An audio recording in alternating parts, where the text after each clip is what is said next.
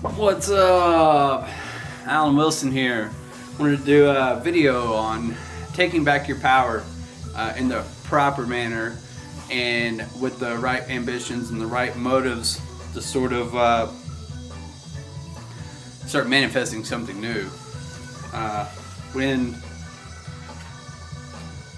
we are resentful, take my wallet out. When we are resentful towards people, they're not affected. It's us that's affected. So if it does anything, it sort of gives them power. And we lose it because we're the only ones that are really struggling.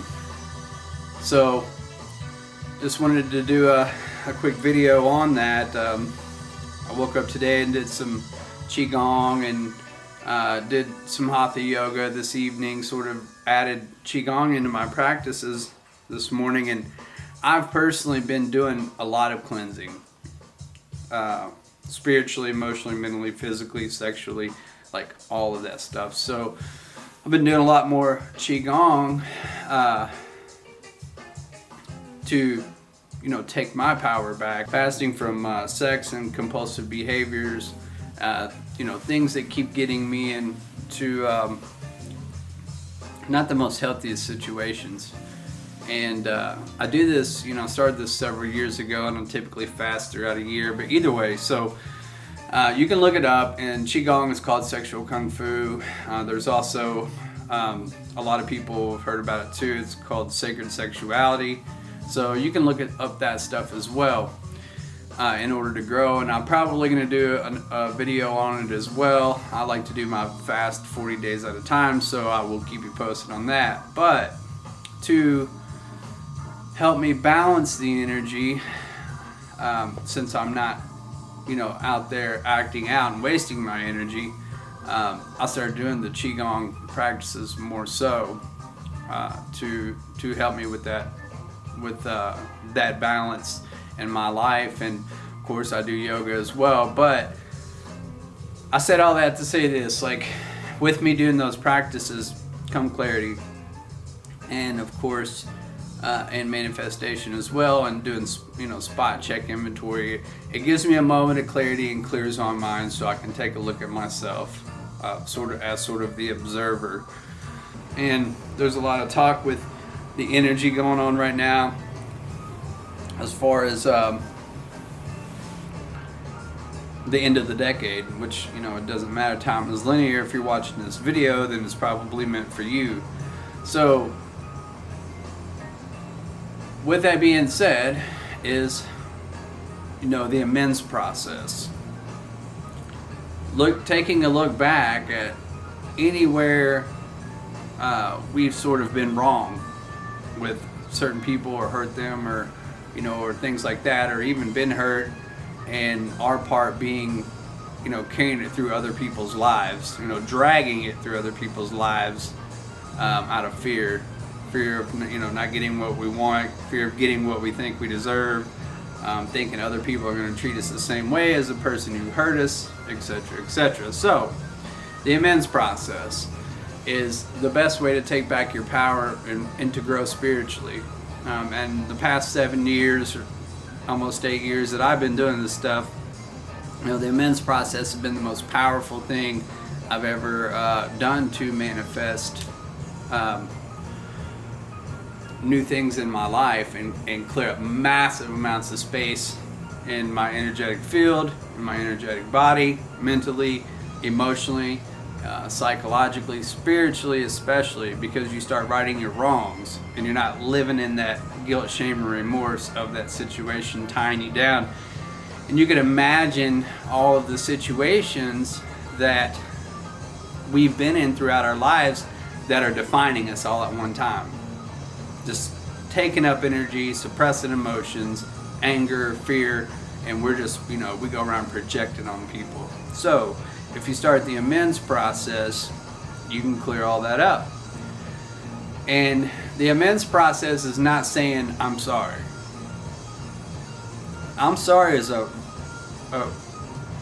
more of a selfish way to do those things.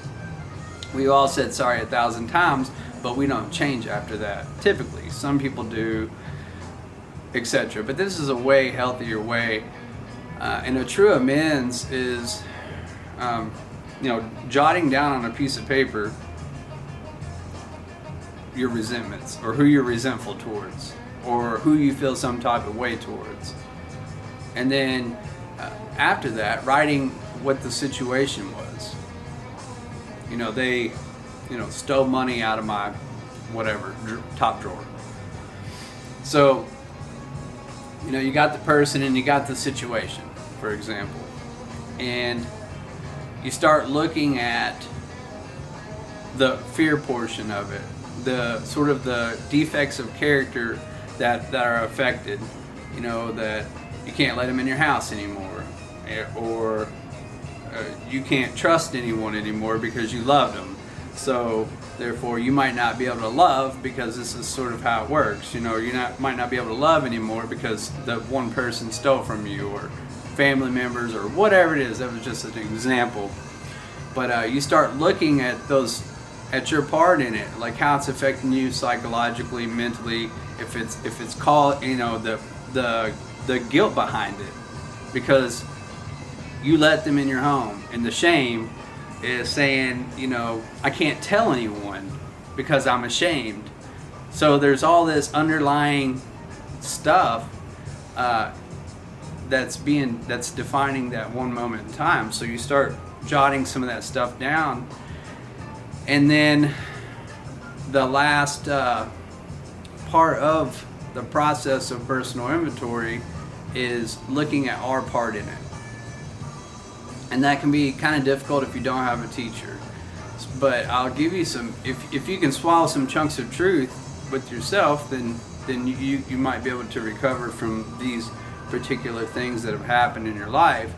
And the parts, our part usually typically in things is, when we look at it, we can be selfish, self-seeking, even if it was us expecting them to be trustworthy, for example. Inconsiderate, dishonest, and they typically play out in a particular manner. And this is a piece of gold that you all can hold on to. A quick spot check inventory to see where you're at. So the patterns in our own particular behavior tend to be selfish, self-centered, and self-seeking.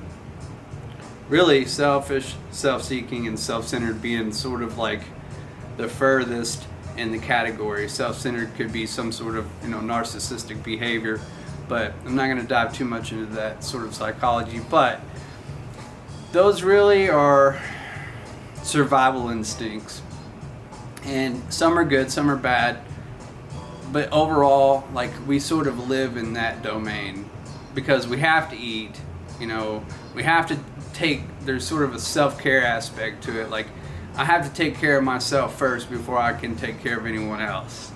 So there is a little bit of selfishness and self-seeking behavior in that, because there has to be. You can't be a doormat. But where we start to get in trouble is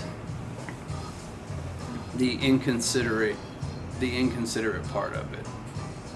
When we get so selfish and self-seeking and self-centered that we become inconsiderate.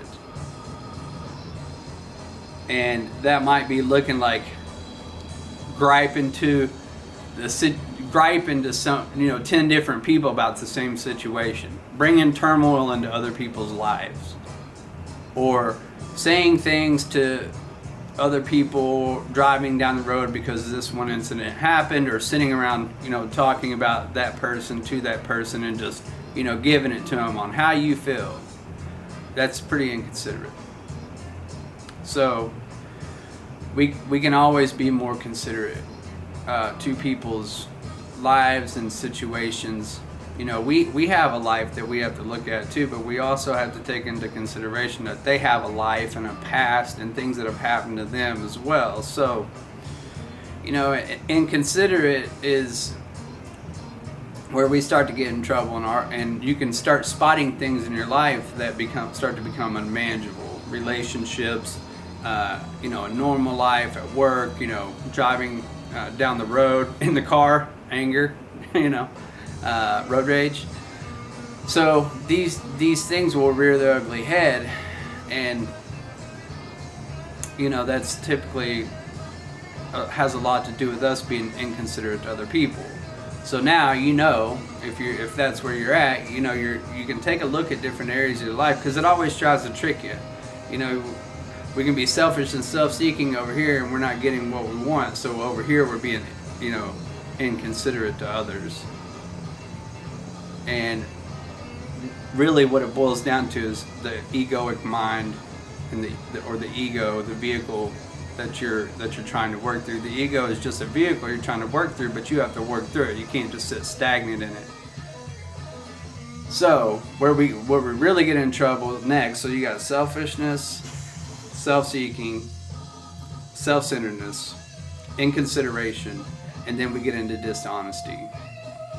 And by the time we get into dishonesty, we're hurting people. We're hurting people's feelings, we're hurting ourselves, and it's a trap. Like, we're trapped mentally, psychologically, spiritually, because, we're trying to do it all of ourselves, whether it's tell them how it is or tell them how to change, or, and really what it is we're not willing to change. So we project all this stuff on other people. And, there's a famous saying that I love, and if you spot it, then you got it. If you spot it, you got it. So instead of going around pointing the finger at other people, blame shifting and, playing mental games and stuff, then just know if you're spotting it in them, then you have it somewhere in your life. So typically when people are, stuck in this selfish, self-seeking behavior and it kind of goes awry, then they start being real inconsiderate.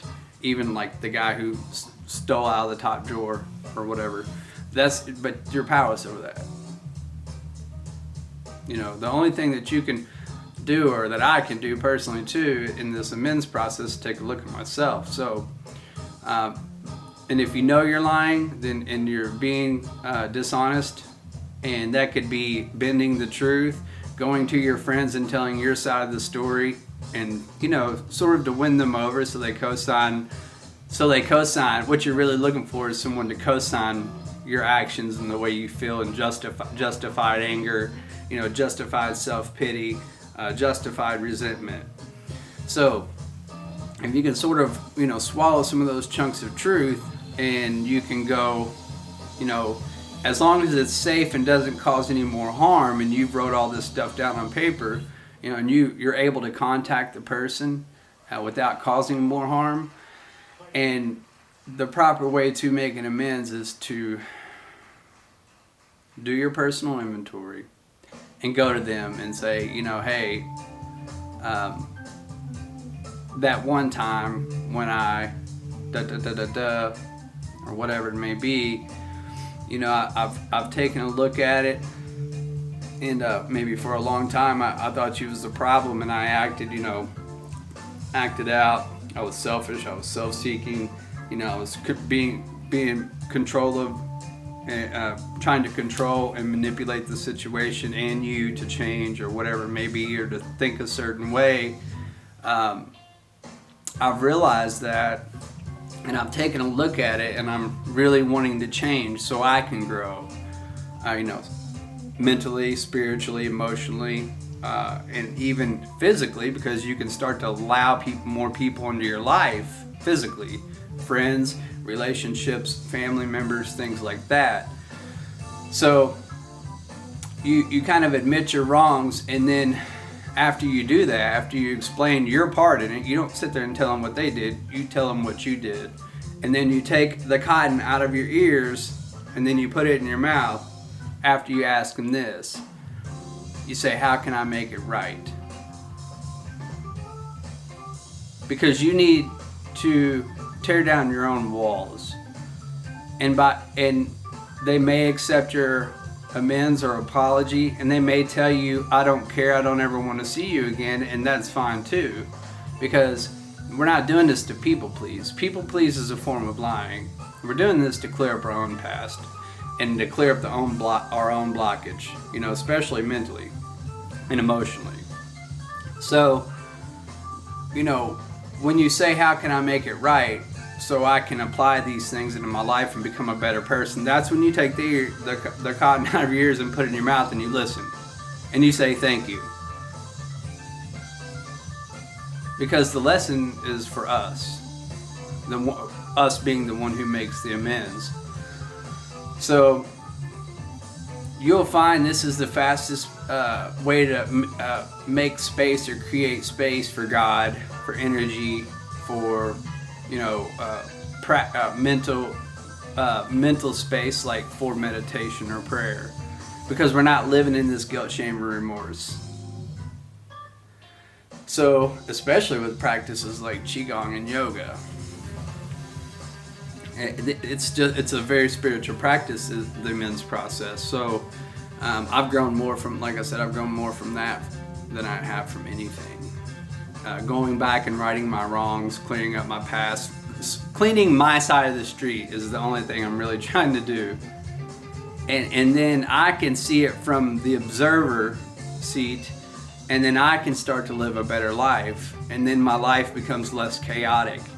And where there's less chaos, there's more peace, which is more opportunity to manifest or to grow or whatever it may be.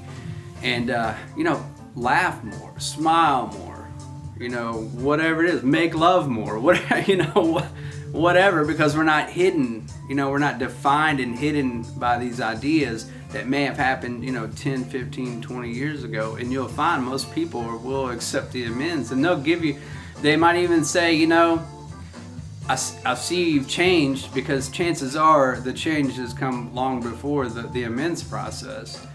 They'll say that's the most answers, like, man, I've seen you change, you're doing the deal, just keep doing whatever you're doing. That's usually the number one answer.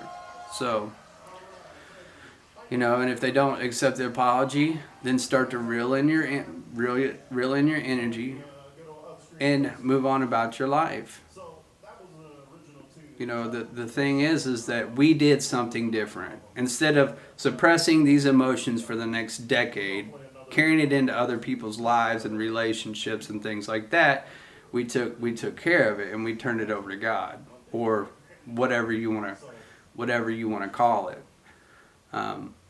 So my teacher, or Jesus is the one who saved me. So I cannot ever forget about the grace, mercy, and forgiveness that was shown to me. So how could I not show someone grace, mercy, and forgiveness regardless?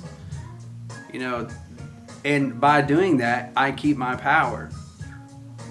So, because they're not affected anyways. So just, if you're really trying to advance and close out the end of this decade of 2019, this is the energy update. I'm not saying rush through the process, but if there's one or two on your mind that you've thought about as you're watching this video, that's probably where I would start. So, and they most definitely get easier and easier and easier. So, thank you for watching. I'm sending love and light your way, and I really want to thank everyone for the contributions and the donations to help support this project. I'm sort of moving out of my first business. I'm not really moving out, I'm letting it go organically.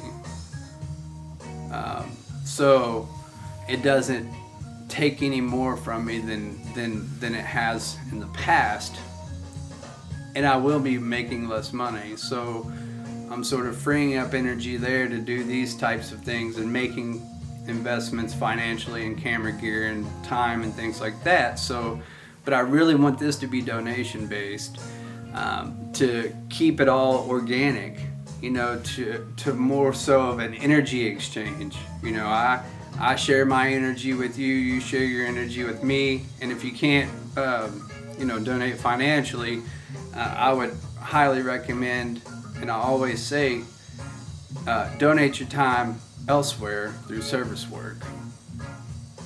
Orphanage, halfway house, go donate some clothes, clean out the closet, try to take this energy and apply in your life and remove energy somewhere else and help someone else with it. Go to a soup kitchen, whatever it may be. We don't ever really know what help looks like. So if you think, well, I don't know what help looks like, that's totally normal. We just have to suit up and show up. Because once we get there, wherever there is, and we're spiritually fit, we'll see.